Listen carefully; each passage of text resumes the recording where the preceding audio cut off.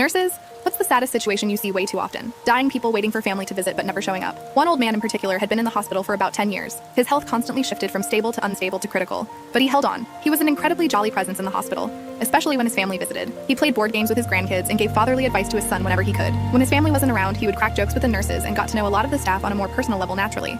At some point while I was doing rounds, he called me over for a quick conversation. He talked about old memories of his family, like days they spent at the amusement park together. The sadness in his voice and face was hard to miss. Over the years, his family's visit became more and more infrequent, leaving him to continue the fight alone. And the more I observed him, the more I could see the years of treatment really taking a toll on him. I remember he asked me if I could call them to visit him the following day for his birthday. I did, and the look on his face when I told him they said they couldn't make it is one I'll never forget. It was the first time I ever saw him cry. That's when I had the idea. I asked other nurses and staff to join us as a surprise. I bought a cake that jokingly said, "Another year, Grandpa," as a gesture to the jokes he loved to tell. And the other staff showed up with small cards and played games. The celebration was loud and full of laughter. The old man teared up every time a staff member made a speech and handed a gift or gave a warm hug. Yes, his family wasn't around, so we treated him like one of our own.